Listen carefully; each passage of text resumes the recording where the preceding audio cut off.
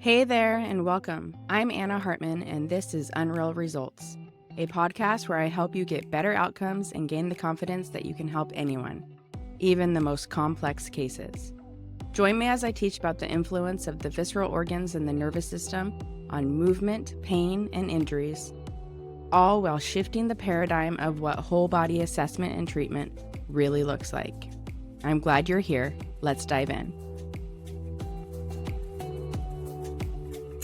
Hello, and welcome back to another episode of the Unreal Results podcast. Have another special episode for you all this week.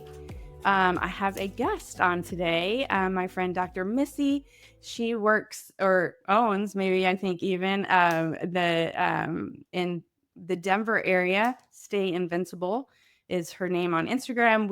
I originally met Missy through our friend Jill Miller, because Jill was like, hey, there's another practitioner I know that does visceral manipulation and sort of integrates it with some of this self-care work. I think you would like her. And she shared your Instagram, and I was like, oh yeah, this is great. So you are like one of the only other people I see on Instagram, at least, or maybe one of the few people I see on Instagram that is sort of bridging the gap between visceral manipulation and orthopedics, visceral manipulation, hands-on therapy, and all the things you can do from a self-care standpoint to support that work too. So, I just think you are a great resource, especially for patients, or people like consumers. Whereas sometimes my Instagram is a little bit more catered towards the other professionals. So it's just really nice to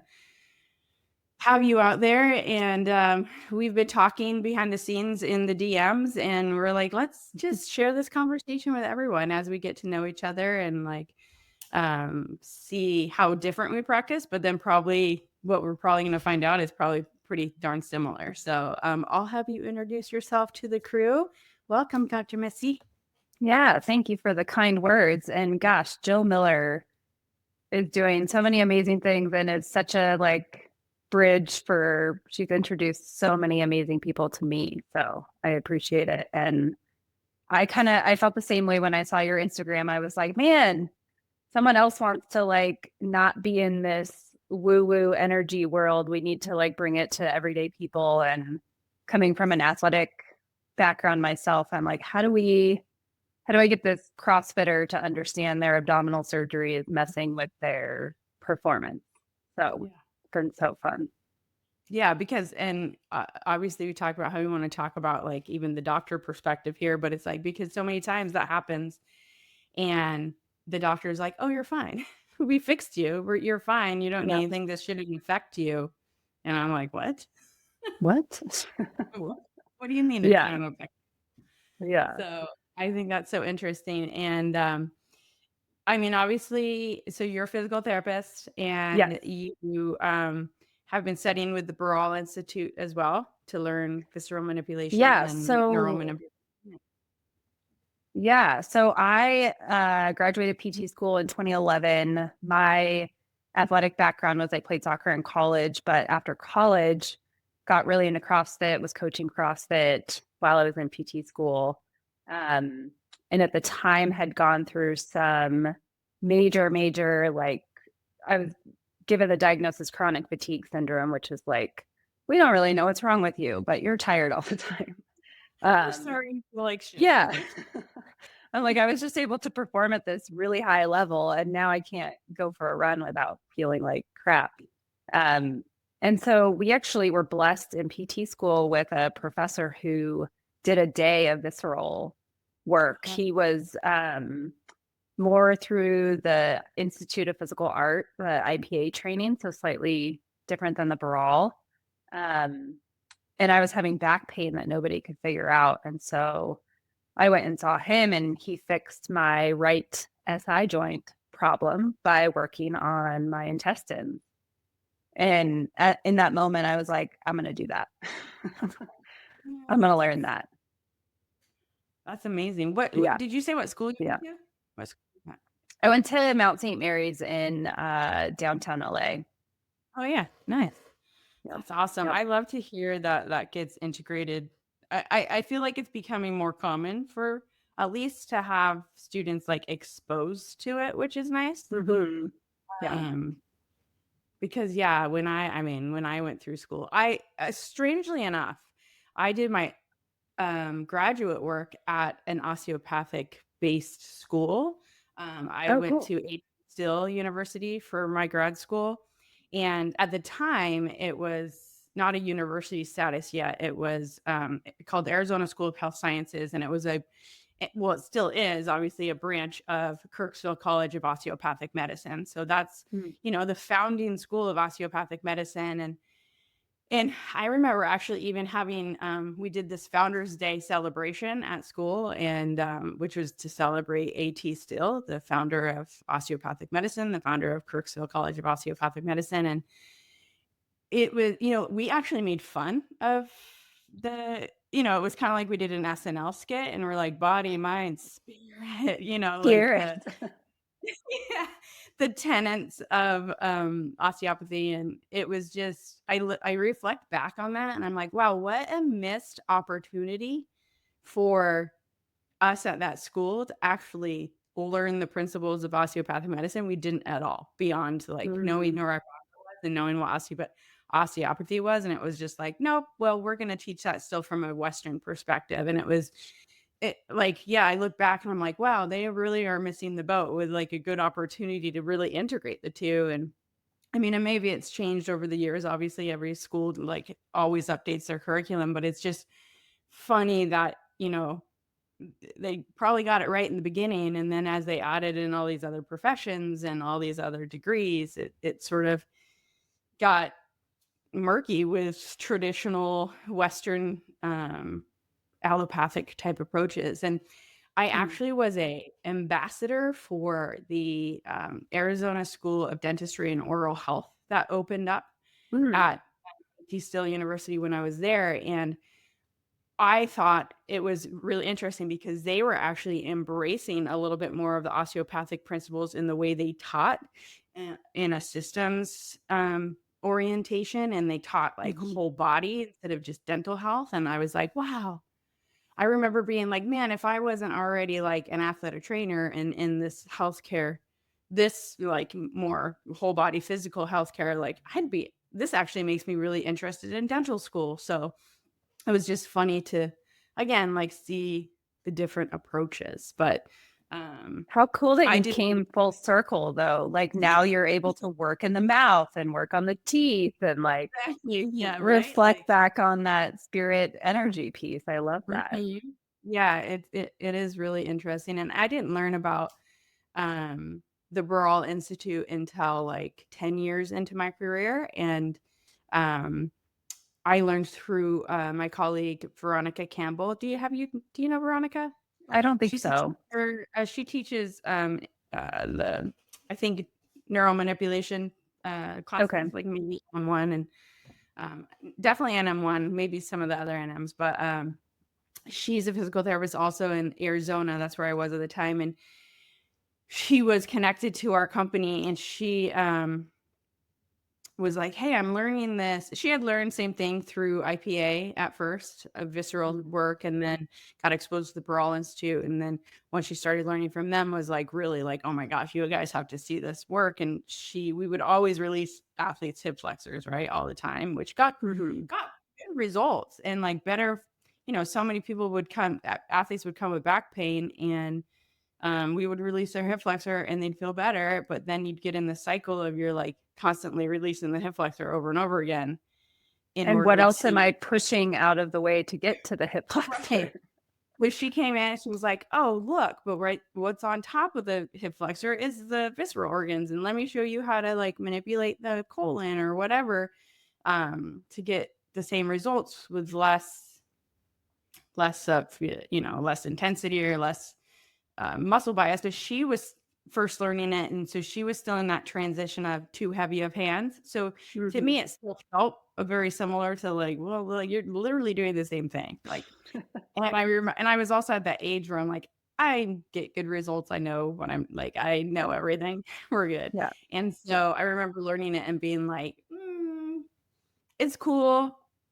I understand. I get the anatomy. I actually, in undergrad, like I dissected a whole abdomen in the cadaver lab. Like I get Oh, it, wow. but I like now it's not for us. And so we moved on from it. And then a few years later, my mom was diagnosed with lung cancer, and when I dove in to understand all I could about the diagnosis of lung cancer, the symptoms, like, all the things, that's when I started seeing that a common complaints are shoulder pain and upper back pain and numbness and tingling in the fingers.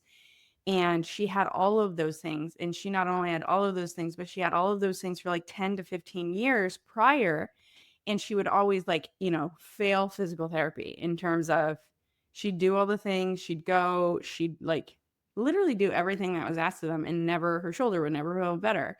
And Yeah. because the industry is so like okay with mediocre results, they just kind of like blamed her for being out of shape and being like, you're probably not doing your exercises. And so she stopped going, like it just kind of fizzle out. And then when she got her biopsy, the tumor biopsy, the spot of the main part of the tumor that they biopsied was literally like the exact spot she complained of pinpoint back pain like my entire youth. And that's when I was like, oh my gosh.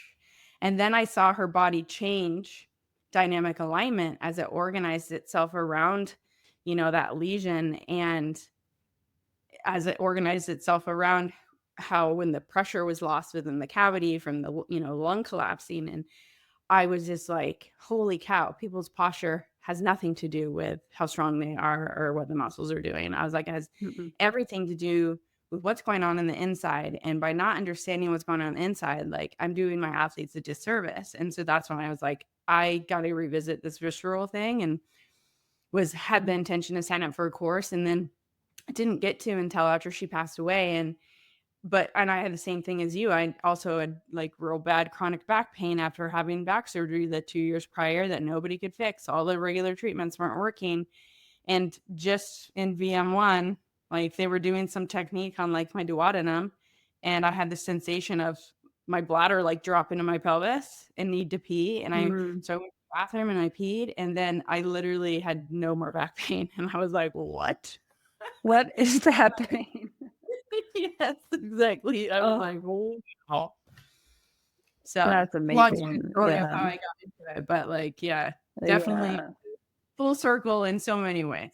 So Yeah, I think we have all those little, I'm sorry about your mom too, but what a beautiful introduction into just like seeing those deeper structures. I mean, the number of like, I remember when I was working at an insurance clinic when I was still in California, it was like, I don't know what else to do with you. And now I'm like, can I call you? Can I find you? yeah, Like, how can I exactly. shout this to more people? Mhm. Yeah, and that's the thing too. I'm like, I like kind of my messaging whenever I'm like teaching people, and why I think this work is so important is, yeah, so we can catch the underlying things and get people better faster, and like give hope for the people like you're saying, that go and have like bowel surgery and then wonder why their performance and their movement and their mobility like has changed so much. But it's also to like level up the industry. Like the reason why we don't catch the red flags is because one of the red flags is you're not getting better. And because the industry is like so set on mediocre results, and like just think that that's like, what happens when you're working with humans. They're unpredictable. You can't fix everyone. Pain centralizes. Like we have all these reasons why, all these excuses why we think people just don't get better. And I'm like, actually, no, they do get better. You just have to do better at figuring it out. And Yeah. when they don't get better, it is a red flag. It is something else that could be it could be lung cancer. And don't have the confidence that you can get everyone better, you don't see those red flags. And that's exactly what happened to my mom. And so I was just like, I want to bring this to the whole industries because I want people to get better results. Yes, for their patients, but ultimately to catch those things. So the next person mom who has lung cancer, catches it early, which is very curable, versus doesn't catch it till it's stage 4. So Yeah. that's Yeah. really my mission. And that's also why, it's like why I have tried to bridge the gap between the visceral work, the baral work, and like more orthopedic-y stuff, because the learning curve of trusting what you feel in your hands is steep and long. So like being able to like make it make sense to the clinician earlier in on their journey, I think there's just more buy-in to even go through the whole curriculum. Because and maybe you saw this too, is like you in those lower level classes, you get so many people that are like, oh, I'm learning all these techniques, but I don't know how to use them. I'm not seeing the results that the teachers are telling us we could see. And so I'm like, yeah, there's a missing piece. And it's like, it goes back to the listening, the general listening. People just feel like it's too woo woo, but it's like it relies on what you're feeling in your hands. And you already don't trust yourself as a clinician because you're not able to fix everyone. And so it's like this cycle we get in. Yeah. I actually started being a teaching assistant for VM1. And it's really interesting because I started the coursework in 2017, and it took me at least 2 years to do general listening on everyone. Because I was like, how can I tell this patient what the heck I'm doing with their head, and I know I feel something and I know it's guiding me to something, but it just feels too weird to share. And so when they have the TAs like introduce each other and their story, I always try and share that. And like, it took me way too long to trust my hands. And now I just say, like, this is what we're doing. This is how I can make sure that we're not just chasing your symptom. But I remember having all these funny, like, oh, I'm feeling your posture. They're like, what the heck does that mean? I'm like, that's all I'm going to say. This is too weird. Yeah. Um, I do. It's like I would tell a similar. I'm like, hey, I'm just like feeling what your dynamic alignment is. As soon as I touch your head, your body goes and kind of protects the most important thing. And, it's like it goes into a hug around that area. And then I feel it in my hand, like, it's either front, back, right side, left side. And yeah, most of the time people are like, oh, okay. like, sure, whatever.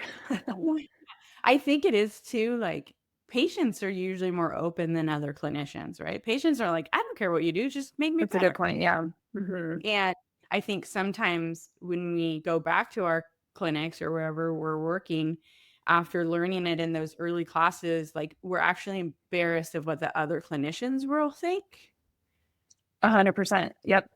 more than the patient. And then also because we're still unsure of what we're feeling, we're like, am I feeling something or not? Yep. We're afraid of our patients not seeing us as the expert anymore.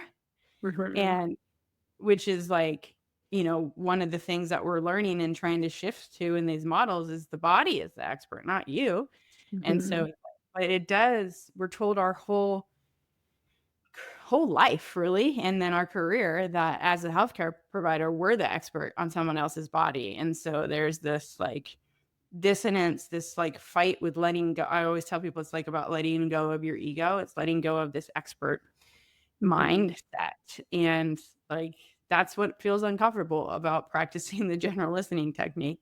First off, it's like I remember those first few conversations with like my friends that I went to PT school with, and now like we have so many traditional PTs that refer to us, and they're like my favorite people to work with because they get it.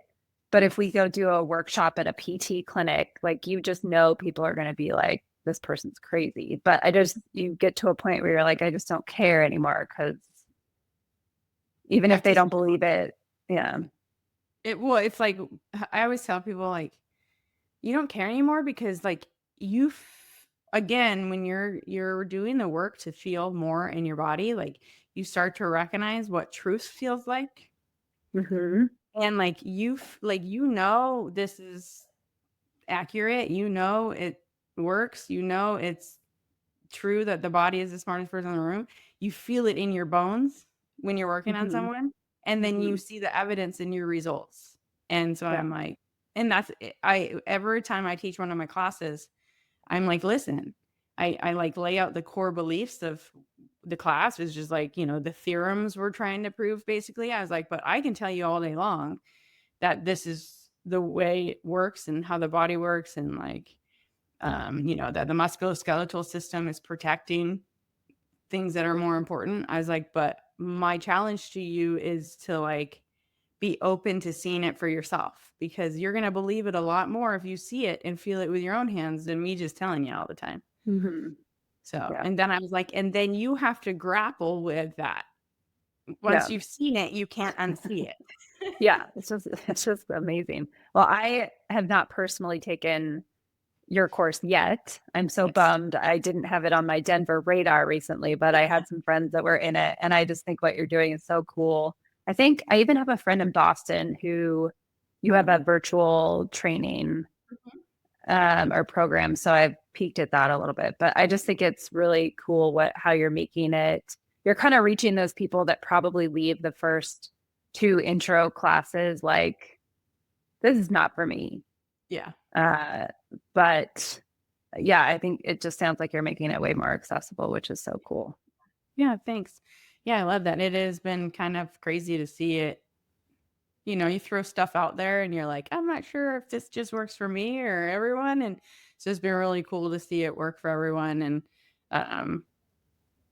And yeah, help them be more excited about going back to the Baral courses and learning more. And I always tell people, I'm like, I'm not teaching their work. I'm not trying to replace it.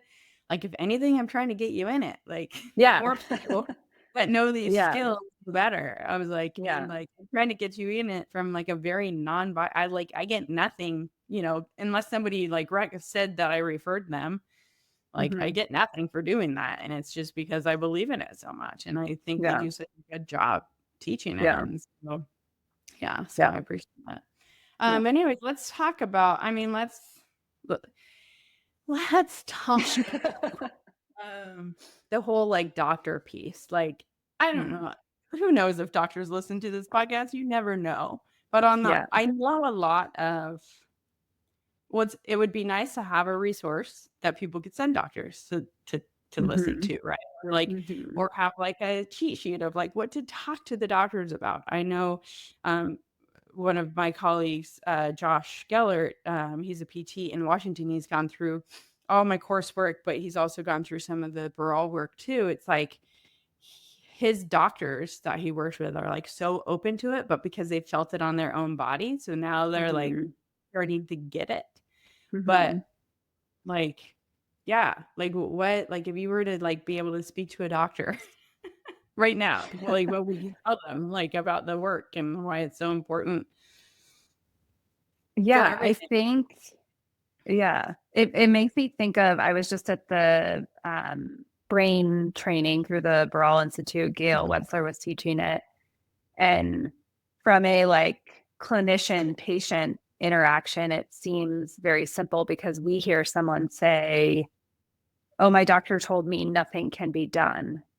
And we're going to look at it from a like, okay, imaging was clear, you don't need surgery, but you're still having this issue. We're going to look at it with curiosity. Like, we're never going to overpromise. We're never going to say, oh yeah, I can actually fix you. But we're going to be very curious with what their body was. Were they honing in just on the abdomen and it's really their lung? Look at it with curiosity. So I think that's the challenge, is we're having these really cool conversations with patients, but how do we, I've got a couple of mostly like DOs and functional medicine doctors out here in Denver who believe in the work, and same thing, like you said, have felt the work. And so those are the referrals we get. But I would love to talk to, like, I think the surgeons would be low hanging fruit. Like, if you do C-sections, like, this work is available. I just remember when it was 2019, I was like, okay, 2020, I'm just going to like show up and introduce myself to these surgeons and like let them know what we can feel and what we could do. And then COVID happened. And I'm like, I'm the last person I want to talk to right now. But I think that would be the hope, would be to just try a little bit more like direct work to those surgeons and just be like, you know how you're cutting through all these layers and pulling the intestines out during a C-section. Yeah. We can help balance the system at a deeper level. Yeah. Well, and even with that, like, I'm sure they're going in after, for another pregnancy when somebody's already had a C-section. So they see the deep effects of the incision, right? Like, so it's like, how can they, it's like, do you think it's like they don't believe that it's possible to make changes so deep from the outside? Or like, what do you, yeah. I think that's a A good lack way to of put it. fascial science, basically. Yeah, it's kind of, I bet you it's, I think you said it well, because a lot of in the Western medicine world, it's adhesion. And the only reason only way to get rid of an adhesion is surgically. Yeah.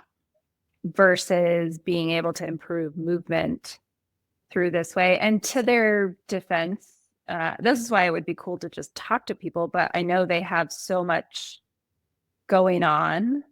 Yes. That even if they don't have the time to like feel it, just know like, hey, this is an opportunity for your patient. Yeah. Yeah. It's almost like it kind of reminds me almost, it's almost like you have to pitch yourself to the surgeon in terms of like you're trying to like get started in your business in a way, in terms of like, just give me 3 of your difficult patients.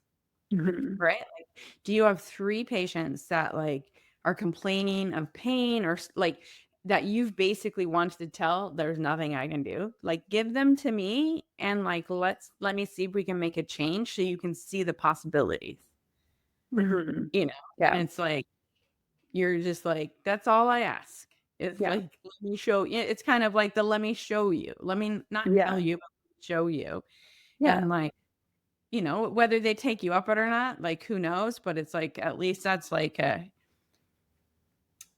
it's not like you're trying to tell them anything. It's just like, let's see if it's possible. And like, I think sometimes with the doctors, sometimes I think the doctors say things out of their mouth that they don't mean, or that they like just say, like, not realizing that the patient's like holding on to that so much. Yeah. I mean, all clinicians, this is not just doctors. Like, I try very carefully to not tell the clients like stories about their body, because it's not my story to like create. And so I think sometimes they're like, oh, there's nothing I can do, which to a patient means there's nothing, you're that can be hopeless. done. Yeah. In the doctor's head, it's, this is not surgical. I can't help you with surgery. Because the doctor has so much other shit on their plate, like they don't think about how that landed on the patient, and so they don't take that extra step to say, but if there's someone else that could help you, I'll like happily like direct you in that way, or like I'll happily like let you, grant you permission to go that route. Or often the doctors don't know that there's people out there that can help. And so it's like, I think I mean, ultimately it does have to sometimes just be a conversation with the person. And but whenever you can give them like evidence, it's kind of great. And I think when it's evidence of their own patients, it's more strong than just being like, here's 10 people that I worked on post C-section, and like, here's the results. Like, nobody likes like a research paper handed to them. And so it's like, that's basically what that is. Yeah.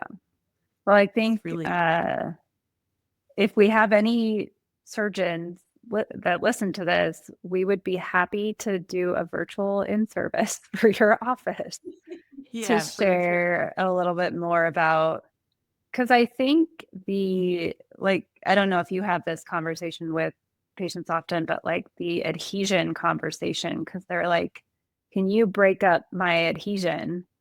And I'm like, well, we've learned a lot in the fascial system over the years, and we're not really breaking it up or remodeling it. And we're we're just trying to improve movement and see what your amazing body can do with that movement. Yeah. Yeah, I do. I mean, I follow that under the, like, I try to choose my words wisely, yeah, and not use words like that, like adhesions or I even try not I mean, it is scar tissue, so it's like, I guess you can say that, but people think that's synonymous, right? So it's like, I try to not even say that. I'm just like, yeah, like this tissue that has been laid down from the wound is really stiff. And so we need to do some work to it. Well, it's not only stiff, but it doesn't have the same amount of proprioceptive information to it. Like the brain hasn't mapped it yet. As like, so we need to do work on it so that we can like teach your brain that it's there and like give your body more information around it. Also help to sort of like rehydrate the area, right? Like it's like kind of like a dried out sponge a little bit. So we need to stimulate the few cells in it that are like water attractors to bring in the water and like just change the general quality of it. Yeah. And it takes longer to explain that than being like, we're going to break up some scar tissue. But I'm like, but that's actually what's happening. And I'm like, if I choose the words better of like what it's more truly what's happening, then it's like, yeah, we're trying to change the sensory information to that area so your body feels safer around it ultimately. Yeah. Oh, okay. I need to use the I feel like I tend to go into like beef jerky rather than a dried up sponge, and a dried up sponge just sounds better. It does sound better. Well, and it sounds more possible to rehydrate versus exactly. jerky is like, once it's jerky, I don't think there's Once any it's going jerky, yeah. Plus you got your vegans and they're like already traumatized by it the already thought of bursts in that. the mouth. Yeah. A dried out sponge is a little bit more approachable. But yeah, I Well, mean, it is. Yeah, I think what was so darn cool about this work, and John Pierre Barral obviously had been like in this brain class that I was in recently. He's been doing the techniques for over 40 years, and it just goes to show like even though the research is catching up like in a traditional sense where like surgeons and Western medicine doctors will maybe grab onto it a little bit more, but it's still very case study based. And one of the comments he makes about the brain work, he's like, this is going to be really hard for the scientific world to prove that we can feel what we can feel and we can do what we can do. But don't stop that. He's like, I've been helping people's brains for 40 years. Why would you stop? Yeah. So and it's trying to it's not invasive. Like, why would you stop hurting them? Yeah, there's no like very minimal risk. And so it's kind of like, how do we bring that message to the surgeons in a way that's not that's giving them grace? Like, hey, there's this other opportunity rather than like you're wrong, we're right. It's just like if you've tried all of your things, I even feel the same way. Like if I have a patient who I'm just not getting there, I'm like, who else do we need to bring in? Because I don't feel like I'm the end all be all either. Absolutely. Yeah, same. Yeah. Yeah, I mean, and I do think like ultimately every doctor really does care about their patients and they want to help them. It's just they get so many people on their schedule, and then the ones that they can't help, they just because they don't know, they're like, they don't say I'm sorry, unfortunately. Like sometimes I feel like your patient just wants to hear that you don't know. They would rather hear you don't know. You're willing to help them and you're here for them and like open to try things versus there's no hope. You can't be helped. Like it's like, yeah. I'm like, doctors, can you speak to yourself in the mirror here? Like, would you want to hear that? Yeah. So that is a little. That is because I think too they're a little.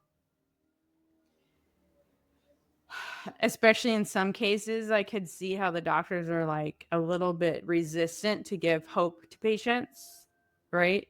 Like you said, what Gail said, like not over promising sort of thing. Like I think sometimes that the doctors and the patient think like when they hear this person could help you, all they hear is this person can help you, not could help you, Yeah. possibly, right? Yeah. Yeah. Again, it goes back to like the words we choose and be like, this is worth trying. Let's be curious on if it will make a difference or not. Some people have gotten results from this, and you may too. And sometimes I'm like, often I'm like, what it should hopefully do is like let people know that there's so much other things to try. Like I always tell my athletes, like, I'm going to start with the first few things that kind of like, quote unquote work for everyone. But if those don't work, don't worry. I got more tricks up my sleeve.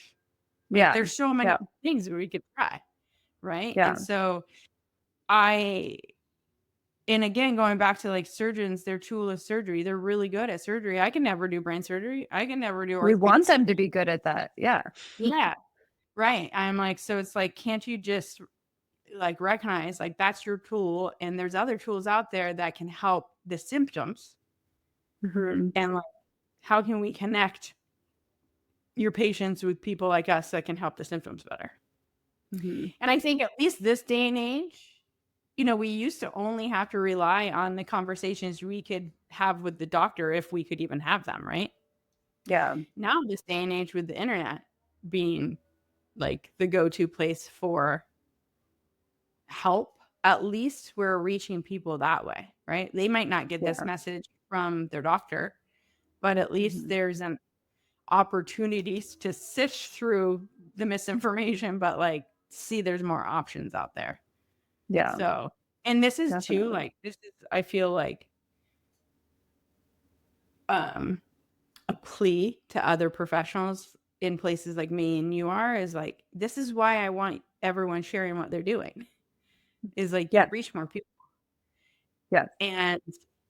And I really, when I first created the course and like started putting it out there, and especially started putting it out there as its own thing, it used to be part of my mentorship. So it was kind of like hidden amongst all this information. When I first started putting it out there, I was a little nervous of like, ooh, I don't want the Barral Institute to think that I'm stealing their stuff, which I wasn't, but also that I'm trying to like, I don't want them to think that I'm trying to say it sucks or like, something's missing and like this is the thing that's going to help ever, like I was like, I wasn't sure how it would land. And then in one of my classes around the same time that Ron was teaching, Ron Mariotti, he's like, he goes, I can't encourage you enough. He's like, and this is not just from me. He's like, this is the message from Jean-Pierre. Like, share it. Share your unique approach to it. Like, teach it. Like, do whatever you can, get the word out. And I was like, it was like a little bit of like permission to be like, yeah. And I was like, oh man, I really needed to hear that. But I'm like, and that was like my intention the whole time. And it's like, I do think there's this feeling among clinicians sometimes is like, oh, it's not my work to share, or I'm not an expert in it, so who am I to be sharing? And I'm like, who are you to be sharing? Like, if you truly want to be an advocate for your patients, like you have to remember that your patients are not the only ones that have only seen you. They are your future patients too. And so it's like it is your responsibility to them, the word out. And they might not become your patient. They might, I might get the word out and they become your patient. But I'm like, at the end of the day, like we're spreading the message of like, there's all these tools out there, and there's this way to look at the body that through this lens of curiosity that can give you so much more hope and opportunities to feel better. And so it's like, I think it is, as much as we want to talk to the doctors, and get the referrals from the doctors, it's like their plates are so full. I think sometimes we just maybe like, fuck it. We're just going to get the word out to everyone instead, and have our patients telling the doctors, because enough patients tell the doctors they're getting good results. That will pique their curiosity, right? 100%. Yeah. 100%. It's like, And I think it's, Yeah, there's so many different angles to come at it. And I think that's what's really cool about, I think, both of our stories is we both have a similar message. We want to get this out there, but like you're teaching clinicians and you have this podcast and really deep in the sports world. And I'm over here doing a lot of, I'm doing like mentorship with people who are taking the Baral classes and then doing community education. So there's just so many, we need to tackle it from so many different ways. Absolutely. Because someone Yeah, it may doesn't not want to have listen to me. Yeah. Yeah, Yeah. exactly. Yeah. I mean, like your Yeah. family, like how families work. Yeah. Like you don't hear it, but then like literally they're, you know, my sister's like, you know, my niece's parent says something to my sister about like, hey, have you ever tried this technique? It really got good results for someone. And it's literally something that I do. And I'm like, really, really, Molly, you've never heard of that before? Well, I feel like when you are around friends and family, do they just ask you to touch their head? Because that's what I get all the time. Yes, my friend, my athletes, always my favorite story about the general listening is I was at the Pro Bowl with a couple of my athletes, and one of them, we were like all in the pool, like drinking. Like the Pro Bowl is very like, yeah, there's the game and the guys practice, but the 3/4 of the day is just like relaxing at the pool or like having fun, right? And so we're all in the pool, and this football player is like, Anna, he's with all of his teammates. He's like, Anna, come here. And I come over and I'm like, yeah, what's up? He's like, do the thing. I was like, what do you mean this thing? He's like, you know, we're thing. Put your hand on top of my head and tell me where I hurt. And I was like, what? He's like, I got hurt in practice today, and I'm telling them all that you're going to be able to feel it without me telling them.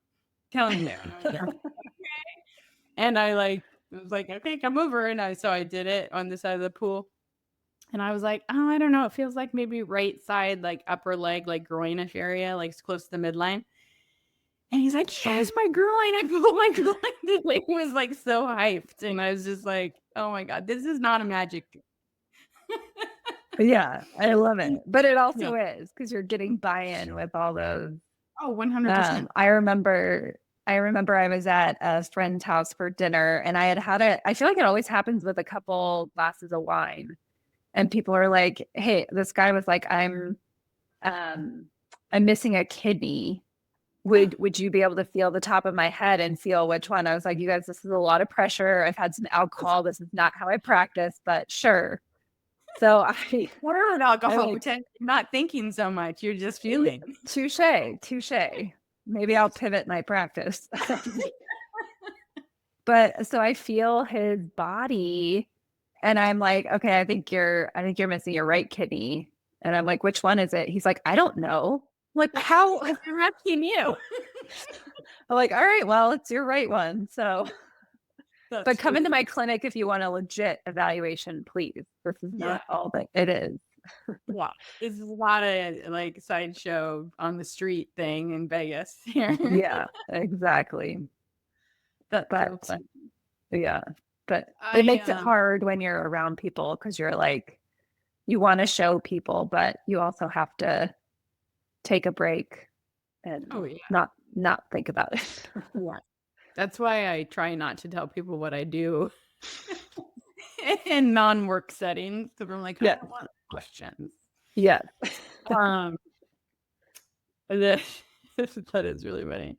I was going to say, so that kind of leads me to, when we were talking about the doctor thing, I was talking about, you were sharing how you wish the doctors that did like visceral surgeries would know that we could help after surgeries or even before or when they can't help somebody.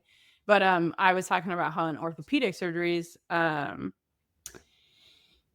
people come in post-op, and when I do the assessment, like most of the time I'm taken to areas that are not related to the surgery area, but in other parts of the body that were affected either with the initial trauma to the injury from the injury or associated with the surgical things like, their trachea is a common spot or their gastroesophageal sphincter is a common spot from the nausea associated with the medicine, and then the intubation from the anesthesia, and then you get a lot of like stuff around the area where the tourniquets were, or like where the if they had a nerve block, right, the trauma from that. And so I'm like, I think post-surgical, this work is like so important. But what that kidney story remind me of is, I think the biggest thing that, you know, the general listening has taught me is to not go into an assessment with somebody and like assume I know what's going to come up. Like, just because they don't have one kidney doesn't mean that that's where the body is actually going to direct you as the area of concern, or the area of, I always call it a protection pattern, like where the body is directing you to do the treatment. And so same thing like with the surgery. That's not how I even just hammers home like this idea of there was a quote from Jean-Pierre in one of the classes I learned of like, it's not the compensation that's the problem, right? The body is made to compensate. It's that when we've lost the ability to compensate for something, that's when the injury happens, or that's when disease happens, or dis-ease, not necessarily disease, right? And so we are asking, when we're doing a general listening, it's more like we're asking the body, like, where in the body have you lost the ability to compensate for somewhere? So I can kind of help you do something in that area to make a little bit more space for all the rest of the compensation that must happen. And I think surgery is a good example of that, of like post-surgery, yeah, there's an incision, but the thing that was injured, so the thing that was the original area that the body lost the ability to compensate around, is fixed. And so it's like, okay, now, but then we heard on all these other traumas, like what else could it be? Or even in the beginning, what else? Like, yeah, you tore your ACL, but like, is it because like you didn't have very good lumbopelvic hip control because of your duodenum moving well, right? And like affecting the fascia on your back and the function and the muscles around that area. And so it's like, I always tell people in my classes of the assessment is like, don't be biased by their story and like their subjective exam. And I actually, and maybe you can speak to how you operate, but like, I truly do try to take the subjective exam almost completely out of things now. Like, of course I give space for it because people want to tell their story. That's part of the human connection piece. So important for our nervous system, but it doesn't bias me on where I'm going to start treatment and what I'm going to do treatment on. It is distracting to me in that sense. And so I don't actually want to hear the story until I've done the initial assessment and like I'm ready to treat. And then once I'm ready to treat, then I'm like, okay, tell me your story. And I'm like, because I don't want to know that somebody doesn't have a kidney, because I don't want to assume that it's their kidney. I don't want to know somebody has asthma because I don't want to assume it's going to be the right bronchus. I want the body to tell me that. And that's another big shift in the assessment piece of like, and I think, and this is like, I call it, when I first was messaging my course and why clinicians needed it, I'm like, yeah, you think you treat whole body, and you might, right? You might have somebody come in with an ankle issue and you're looking at their hip and their pelvis and their breathing mechanics, maybe. I'm like, but that's not the whole body. So I switched to saying treat the whole organism, the nervous system, the visceral, like all the pieces. And like treating the whole organism is realizing too that everything that happened to the body has been recorded in its tissue. And so you don't need the story to go with it. Which is a big change in the medical model. Right. So do you do a similar thing? Obviously too, I didn't make this up, right? We're told this in the Barral Institute to like do the general listening first. Yeah. Well, it makes me think of Jean-Pierre only wants to know like two things. I can't remember what those two things are, but he like doesn't even really do a subjective.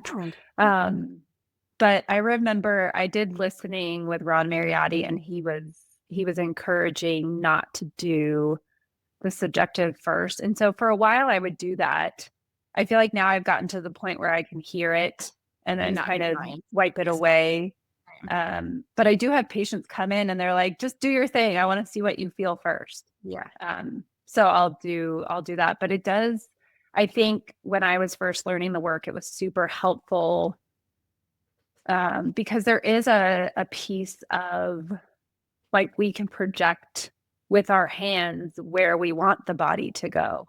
Right. So it's like the patient's coming in with right lower back pain and like we have our hand on their head and we want to be able to prove to them like, oh, I can feel that pain. Yeah. And now I'm like, I feel confident in my explanation to be like, actually, your body pulled me to your right eye. I know you're having issues in your ankles, but we're going to figure out how that's tied together. And they're like, okay, whatever, do your thing. Yeah. Yeah. I love that. Yeah. That is like, I do kind of speak to that because I'm like, I do talk about, at least to my clinicians, I'm like, our body is taking in all this information all the time. And sometimes all you need to do is just direct your attention, like tell your brain where you want to direct your attention to. It was like, let that information in. Is like all day long, our body is giving us information on like temperature, touch, like pressure of the air, like, like the things we feel, like the little movements of the hair on our skin, like all of that's coming in at all times. Like if we were cognitive of all the information coming into the brain all at once, we would feel like it reminds me of the movie Bruce Almighty when he starts hearing everybody's like prayers and it's like, yes, stop. Like, I'm like, if we were aware of all the information coming into our body, in our brain all the time, that's how we would feel. And so, yeah, like you can direct your hand just like you did, like the guy without the kidney. Like you can tell your hand, feel the absence of a kidney, or like take me to their kidney, and you can take yourself right to that kidney, which is why like I'm like, yeah, if I can not hear their story, I prefer it because then I don't have to like practice I don't have to practice being unbiased. If I just can hear the story, then I'm like, oh, everything's clear. And all I ask, and I do like a little mantra before I put my hand on people, is like, give me a clear message of where I need to go. Yeah. I love that. And I'm like, this is a little bit to me of like appreciating that we're sensory beings. Like that is how we've developed. And I even tell the patients that I'm like, hey, like nobody taught you from being a baby to being an adult, like how to walk, run, sit up, like move, roll over. All those things happened because of our sensory experience in life. I'm like, and so that is how we have always organized everything that we do. We just think that we're smarter than that system. I'm like, oh, like all I'm doing is like using that power of the sensory information through my hands and telling my brain, like letting them talk to each other. So yeah, I love that. Well, and I think, I don't know if have you come across a lot of the other visceral trainings and people who come in expecting like a really aggressive manipulation because that's what they've had in the past? Yeah. I not a lot with my clients. Okay. But the clinicians who've taken my classes, I'm like, whoa, what are you doing?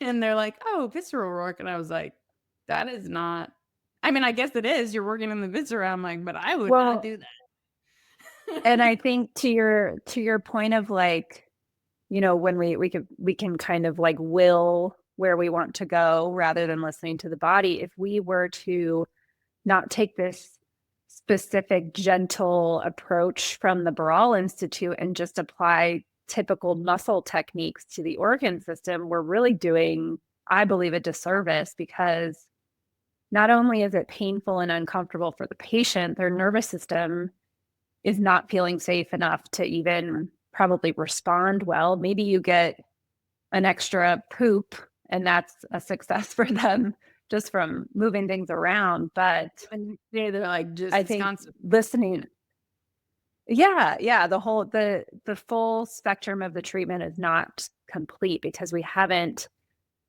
listened to where that intestine wants to go to actually unwind that tension pattern rather than Yeah. just like and that's, I think it is, I went through a period where I was too heavy handed.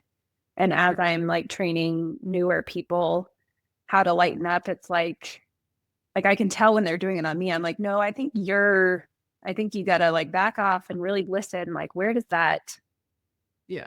where's that body taking you? Um, Mhm. and it's so meditative for us. I don't know if you feel, I have found it to be so healing for Absolutely. myself. Well, it forces, like, to me, I feel like it just forces you to be really present and like, Mm-hmm. and also I feel like forces you to do the work in your own body, because when Mm-hmm. you're distracted by what you're feeling in your own body, it's impossible to bring your attention on anything else but that. And so I'm like, Mm-hmm. if you don't, like, if you have back pain, if you have knee pain, like, you either have to set yourself up so you're not feeling that in the assessment and treatment, or you need to just heal yourself so you can feel them a little bit better. And it's one of the things that I how I teach it is like, and the Barral Institute does this without like saying it necessarily. They teach us principles of osteopathic medicine through the techniques. And that principle that you're talking about is to not force things, Mm-hmm. right? And like understanding, like, yeah, from a nervous system perspective, as soon as I force my agenda on you, or literally force you physically, your instant reflex, like a neurological reflex, is going to be either to fight back or Mm-hmm. to dissociate. And so I think Yeah. some of these like deep, painful techniques, you get the illusion of a good result afterwards because it's that freeze mode. The Mm-hmm. body's like, okay, I'm not going to protect this anymore because I just have to play dead. Yeah. And by being dead, their mobility improves. But then the next day, they have even a stronger protection pattern over it. Yeah. And so, like, yeah, and that is like, I love that that is how we're taught, is to be so gentle and listen to the body and follow its lead, and like even like treat into the direction of ease, like even like with the NM techniques, right? When we put somebody in side bending to treat the meninges because they're Mm-hmm. already in a side bent position, because the meninges are trying, the spinal dura is trying to take the pressure off the cranial dura. And it's like when we meet the body where it's at and treat there, it feels safer. It always Mm-hmm. comes down to safety. And so, Mm-hmm. especially in the visceral organs that are unprotected in containers, like the intestines, I'm like, yeah, when Mm-hmm. you go forcing things, like I agree. I think we're doing a huge disservice to them, Yeah. like Yeah. going to have a rebound effect, because Yeah. they already don't have a whole lot of protection around them. They only have the muscular protection, which is not a very good bodyguard. That's not as good as like the rib cage or the cranium is at protecting Mm-mm. things. It Yeah. is like the tendency to just like go into freeze mode, I think, is pretty high. And Yeah. so that's interesting. Like that's what I love that, like, always looking at, there's this quote by Harrington Emerson that says like, you learn techniques to understand principles, and then once you understand the principles, you can create your own techniques. Like Mm-hmm. this is all about like he's talking about systems, but it's like it works. It's true for this too. It's like Everything. Yeah. by learning all these techniques in the Barral Institute, which they give us so many techniques, but the majority of them are like very similar in the principles of what they do. And the principles Yeah. are this like osteopathic principle of not forcing things, meeting the body where it's at, like creating safety, and then freeing up the nerves and the arteries so they can get information and blood flow to the tissues. Yeah. Um, Yeah. and those are like original principles from AT Steel, right? So it's like, it's just really cool to like know that, and maybe I'm not very good at reading the books when I take the classes too. I just, but I'm like, There's maybe it's, so much. Yeah. Yeah. but I'm It's, like, not I'm every not teacher. only good either, but Yeah. And I'm like, and yeah. not every teacher is, I don't want to say good in pointing out the principles, but like, it's easier to, it's just like I said, it's easier to show you for you to believe it by yourself and to show you the technique, Mhm. instead of just telling you, well, this is the principle and this is how we're going to apply it. But I'm like, no, Mhm. if I show you and then I have you critically think on like why that worked, then you're like, oh, I do see how that's the like an osteopathic principle that I wasn't. Yeah. And when Yeah. that's when I decide I did early on when learning, I realized that I was like, wow, this work is very different than what I've been doing in the past in the Mhm. sports performance physical therapy world. Yeah. And so I'm like, how I'm a big believer, going back to like how truth feels in my body. Okay, so I really felt in my body this way, this osteopathic way of doing things felt more true, felt safer. Mhm. And so I was like, if I'm really gonna accept this into my practice, these are true, like these are principles. So that means these principles have to work in all this other stuff too. So I actually started taking all these principles that I learned through the techniques of the visceral manipulation and the neural manipulation, and I started applying them in traditional orthopedic techniques, right? For Yeah, like joint joint modes. mobilization, muscles. Yeah. Exactly. Instead of doing a joint mode in distraction and like at end range, I compressed it and did little oscillations in the direction of ease, right? Like I stacked into the direction of ease, like just like we did in the organs. And I was like, whoa, the outcomes were like so much better. And then I Mhm. Yeah. then I took a step back and I'm like, okay, so that principle worked. And then I took a second to be like, why is that how is that principle like supported by the actual physiology? And then it's like, well, if you think about it, joints like love language is compression. I'm like, Mhm. so you're compressing the joint instead of distracting it. You're like already giving it all the information that it loves anyways, which is compression. Even though Mhm. or some people are like, oh wait, but wasn't compression the reason that they didn't feel very good? Like if they have arthritis. Injury. I was like, yeah, but it's different. Like it's Yeah. different. Yeah. Compression that led to the arthritis is like too much pressure in one area because the dynamic alignment was off. I was like, so Mhm. I can give compression throughout the whole joint and like give better mechanoreception. And then you go back to like the neurology piece, right? Now we're improving all this mechanoreception around the joint and we're making the cerebellum function better, right? Mhm. Like, oh wow, you see all these things that we've learned in school, right? This is where our knowledge comes in. Like, I'm like, Mhm. oh, then I made sense of like, no wonder this joint mode could work better with the opposite than what they've told us. Mhm. It's checking all the boxes of safety for the nervous system, like connecting it to the central nervous system via the cerebellum and the mechanoreceptors, and like giving more proprioceptive information to the sensory motor system. So it's, always going back to the cerebellum too. So it's like, oh, Everything just wants a hug.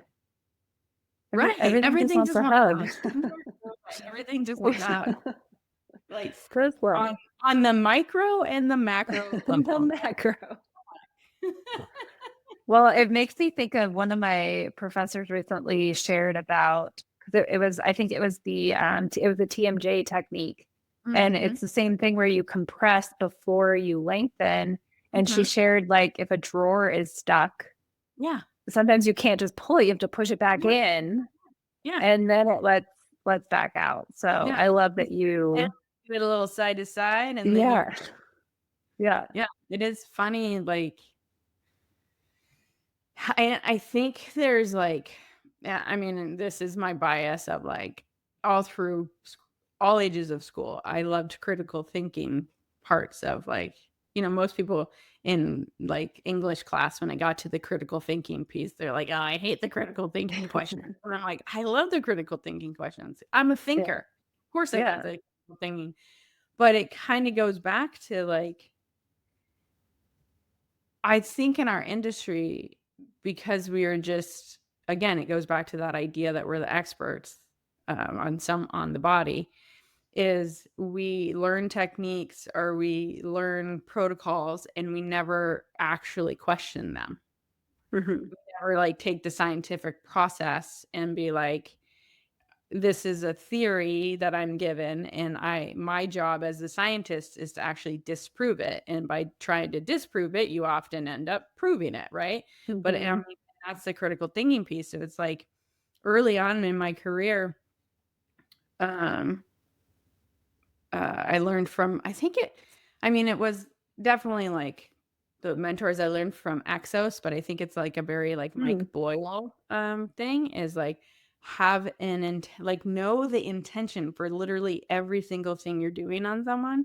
And so I've always programmed that way of like critical thinking of like, well, why would I give this patient a squat? Like, what is it about this squatting exercise that they need? And like taking it one step farther is sort of like, well, yeah, what does this technique do? And how does that relate to physiology? And does that make sense? Like, do I even want that in the first place? And then it's like, oftentimes I'm like, do you even realize why you're doing distraction on the joint and a joint mob? Like, and they're like, well, that's how I learned it. I'm like, does that mean it's the right way? Like, just because you learned it that way? I remember learning that it was it helps flush. Yeah, I remember learning it helps flush the nutrients out. Yeah. Or flush like swelling and that kind of stuff out there. But it was like it seems like it's a little bit more of like a symptomatic support. Exactly. Rather than that like root cause. Yeah. Exactly. You're having pain with compression, so let's decompress you. Yeah. It's not, I'm like, okay, if that's the theory, then great. But I'm like, okay, to me, that's an incomplete treatment. So yes, if it does flush the things out, great. What's going to bring the nutrients in? Probably the compression. Yeah. Well, yeah. Like, okay. Not saying to never decompress things, but it's like, think deep. So think through full circle, and like, how do you support things in its entirety, which is like the theme, right? How do you support the organism in its entirety? Yeah. And it's like, I feel like so lucky that we were given the gift of learning this work, right? Because it is like, oh. Yeah, such a gift. And I think it's also, I don't know about your experience, but it's been very humbling to be, I've been in practice, I think about 15 years now. And it's so humbling because you see science change. And so then when you're like, yes, everybody needs to squat, you stop saying that because you're like, there's not one thing that everybody probably should be doing, because we learn so many different things. There might be some consistency, but who knows what we'll learn in another 10 years with the body. And there's just so much that we don't know. So that's what I love about the Baral work, is it leaves things open for different paths that we may never have thought. I never thought I'd be working on people's eyeballs. Right. But it's here we are, and we're getting rid of shoulder pain and all that stuff with eyeballs. But it's just, to me, it removes a lot of pressure of trying to be the expert, where, like you said, the body is the expert and we're just here to listen to it and guide it through unraveling. Yeah. It's so great. I know my favorite quote from one of my football players is like, when he was trying to get his teammates to see me, they're like, well, what does she do? And he's like, I don't know. I tell her my knee hurts. She sticks her finger in my ear, and then I feel better. My knee doesn't hurt anymore. I'm like, he's not wrong. And you're right. I never thought that sticking my fingers in different orifices of the face and belly button and making such big dramatic changes, but yet here we are. And here we are. It's so fun, and everybody, like, you probably feel this, like, it's just such a more fulfilling practice, because every patient, no matter, like, you could get 10 shoulder pains in a row and they're all going to be completely different journeys in their body of like how to relieve that shoulder pain. There's no boredom It's like everyday amazement. Yep. Yeah. Which That's so makes cool. it a little harder in this world of everybody's like wants, what do I do for my shoulder? What's the normal protocol for this? And I'm like, there is not a normal protocol. You are unique. Yeah. You are unique. There is no protocol for it. Like, yeah. Yeah. I'm starting to do some like recorded deeper structure movement classes, like an online database. yeah. And so I'm like, okay, we're going to have like 20 shoulder classes because it could go any pathway, but we'll see how it goes. Yeah. We love that. I love that you're creating that. Yeah, people are always like, oh, because I share some movements on the organs and and again, I didn't invent that. That is, I always tell people, I'm like, well, your organs are moving with the movement, whether you realize it or not. You're just not seeing it through that lens. Like a movement through muscles, through bones, through fascia, through organs, and it's a different experience every time. Doesn't make one right or wrong, but to me, I'm like, how cool is that? I can perform hip mobility and talk about it from a kidney perspective, and it feels completely different than talking about it from a joint perspective. And I'm like, and that is how, to me, I'm like, doesn't that get you so excited for how cool the body is? It's just amazing to me. And so, so cool. Create, here's what you need for your hip mobility. I'm like, well, I don't know. Do you do you need your eye exercises for hip mobility, or do you need humming your bronchus, or do you need a kidney thing? I don't know. But well, this is why your podcast is so amazing, because you're speaking to providers and spreading they in reality they need to have their body evaluated. Yeah, absolutely.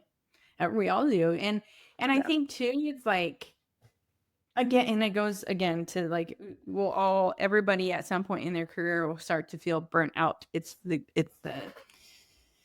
nature of the beast, but it's the things that lead to burnout are not good results. Thinking that there's a protocol and a right way to do everything, and not healing your own body, taking the time to do the work on your own body. I really think that those are the three primary drivers, period. And when you learn to assess and treat in this more osteopathic lens, it kind of affects those exact three things. Right? And it becomes fun again. And when you have fun, you're not burnt out. You're helping people. It's interesting. It's, even though you're leaning into feeling more, it's actually more stimulating to your brain. It gets you to think more, that critical thinking piece. Because some people are like, some people are like, do you never learn anymore then? I'm like, no. I'm like, no, not at all. It never ends. And I'm like, and it always, we have an anatomy book in our head. Exactly. It's and it always comes down to more anatomy, more and more anatomy, more physiology. But now I understand how it gets packed together in a big organism and picture. And then it's still just so little, an iota of what there is to know about the body. We will never know everything. And to me, that feels exciting, to know that you will never know everything. Some people, I agree. Yeah. But to me, it's I agree. Oh yeah, that means our whole career we are learning, and our whole career we are changing, and those are two of my core values. So that was sign me up. Great. And it's I'm in.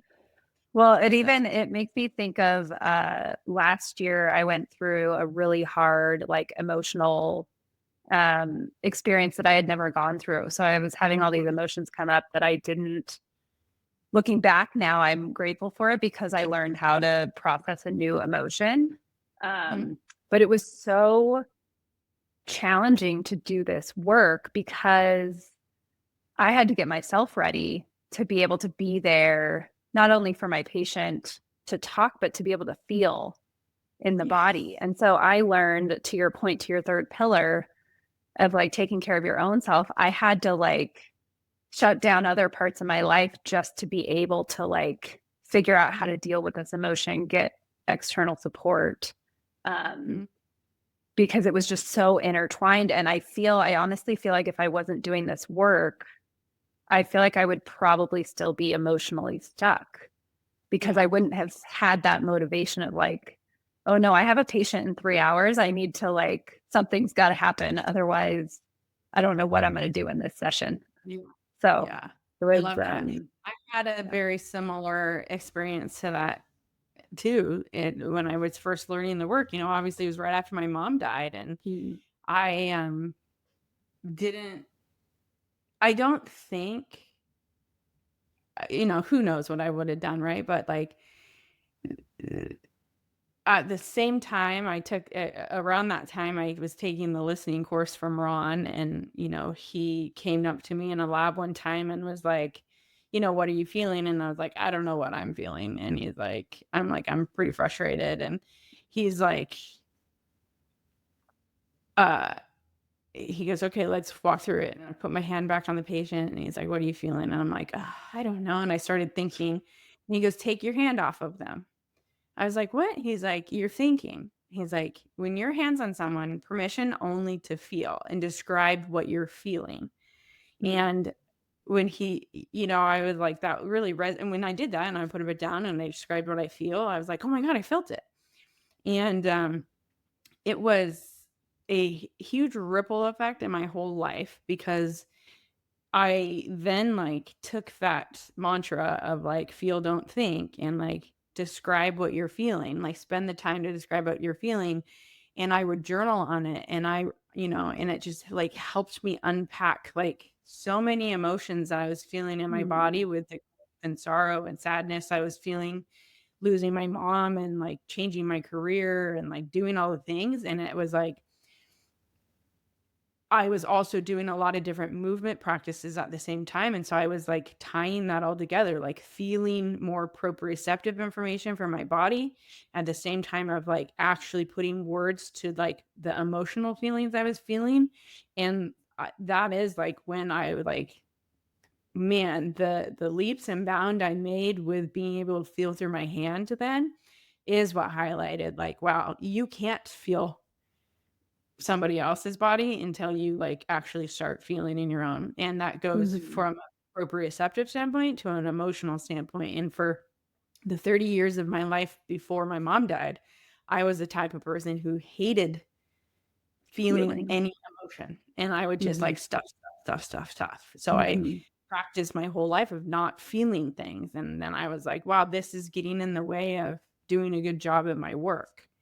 And that was, like you said, like the catalyst for being like, well, I gotta take the time then on this personal development journey to like start feeling, because it's affecting me in more aspects than just my emotional piece. And so it's like, what a gift. Like, again, going back to like what a gift this work has been, like what a gift that, learning how to feel not only like helped me in my grief, and not just my grief, but like becoming a more emotionally intelligent human being, that did then, that could be the type of empathetic practitioner, but didn't like take on everybody's energy, like learning how to like separate the two. Like, oh yeah, what a gift that was to learn that. But then at the same time, like the reward was being able to like get so much more good information in my hands to then be able to help people. And so it's like the journey, like, again, like when I teach, I tell people at the end of the class, I was like, whether you realize it or not, signing up for this class is going to take you on like a personal journey of learning how to feel more. And that goes for every aspect of your life. So. And not the norm for education. So that's great. Especially in the science world. So I love that. Feel, don't think. Feel, don't think. Well, I just looked at the time. I'm like, oh, we've been talking really long. We have so much more to talk about. We'll have to do this again. And definitely one day get to hang out in person. Yeah. So, is there anything you want to like leave the people with in terms of any last parting words or last parting words plus how to find you on the interwebs and connect with you as well? I think just being curious with your body and curious with I know a lot of people that listen to this are providers. And even if you don't know this work yet, like tune into what you feel. And I think the body will surprise you. But yeah, my company is Invincible. We are Stay Invincible on socials and website and all of that stuff. So, and I've already, whether she wants to or not, Anna and I are going to do a surgeon medical Zoom Yeah, at some point. So I love that. stay tuned for our in-services. Love that. Cool. Yeah. And I'll make sure, my guy Joe links everything in the show notes for you. So you can find, Missy, but obviously like if you listened and loved the podcast, like let us know, tag us on social media and, more importantly, share with your fellow clinicians or patients or whoever you feel like needs to hear this episode. So thanks, Missy. So great to, have Thanks, you join Anna. us.